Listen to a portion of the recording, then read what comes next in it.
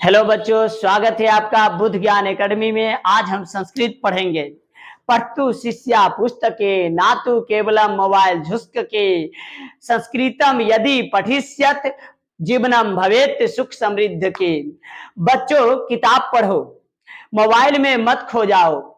अगर संस्कृत पढ़ोगे तो जीवन सुख और समृद्ध होगा। तो आगे बढ़ते हैं। आज हम इस वीडियो में पढ़ेंगे क्लास 10th का संस्कृत पीयूषम भाग 2। पीयूषम का अर्थ क्या होता है? पीयूषम का मतलब होता है अमृत। पीयूषम वाक्य मतलब अमृत के समान विचार। ज्ञानम पीयूषम अस्ति, ज्ञान जो है अमृत के समान है। तो पीयूषम का मतलब होता है अमृत। और प्रथमा पाठा क्लास 10th में जो है संस्कृत में 14 चैप्टर आपको मिलेगा। 14 चैप्टर में प्रथमा पाठा है मंगलम। मंगलम का अर्थ होता है शुभ, कल्याणी, कल्याणकारी। जिसे मंगलम कार्य मतलब मंगल कार्य मतलब शुभ कार्य। तो संस्कृत के बारे में बता देते हैं, बोर्ड एग्जाम से कितना नंबर का आता है। तो संस्कृत में जो है लगभग जो है 60 से 65 नंबर इस बुक से आएगा। जिसे ऑब्जेक्टिव की अगर हम बात करें, तो ऑब्जेक्टिव में जो है 100 नंबर का होता है। 100 नंबर में 40 से 50 नंबर का जो है इसी बुक से आएगा, पीयूषम से। और जो है 50 से 55 नंबर का जो है करीब रह जाता है संस्कृत व्याकरण से, ग्रामर से। फिर सब्जेक्टिव कितना रहता है? तो सब्जेक्टिव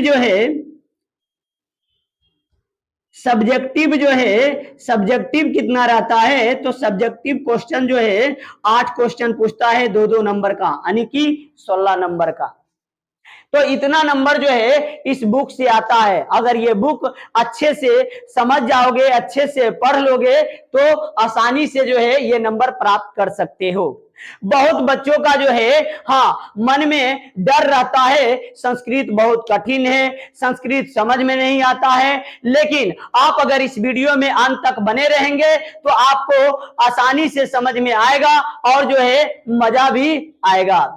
तो हम चलते हैं, संस्कृत का पहला चैप्टर है मंगलम पाठा।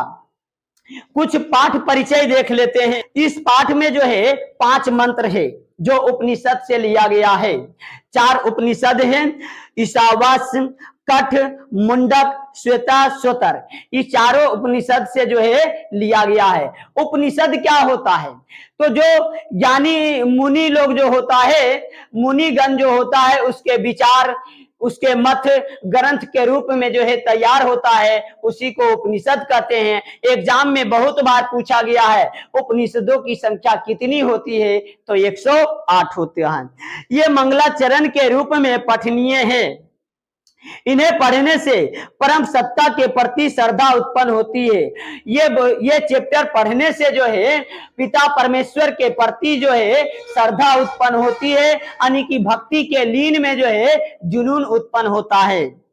अब चलते हैं मंगलम पाठ में। तो मंगलम पाठ में शुरू के कुछ लाइन है उपनिषद, इसको हम देखते हैं। वैदिक वाग्मयस्य अंतिमे भागे दर्शन शास्त्रस्य सिद्धांतान प्रकटयन्ति, यानी कि वैदिक वाग्मय का अंतिम भाग जो है वो दर्शन शास्त्र है।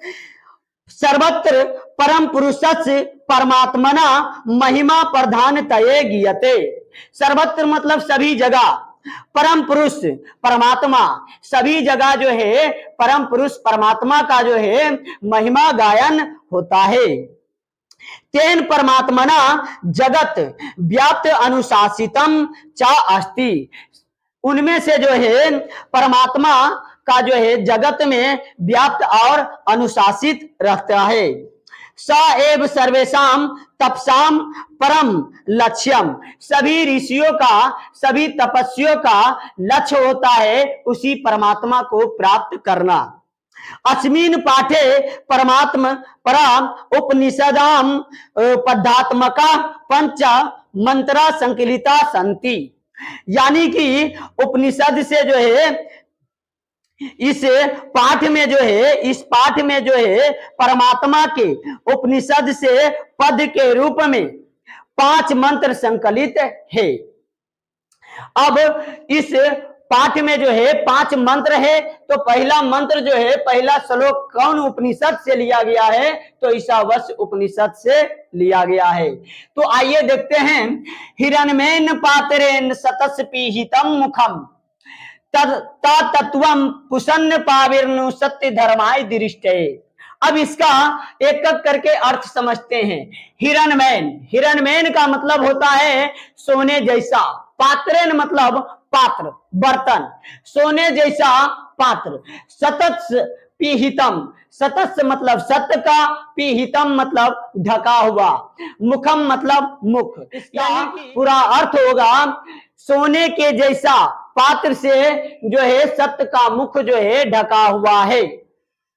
तत्वम आप, पुसन्न मतलब कि है सूर्य, पाविर्नु मतलब हटा दो, सत्य धर्माय, सत्य और धर्म का, सत्य और धर्म, दृष्टि है मतलब देखने के लिए।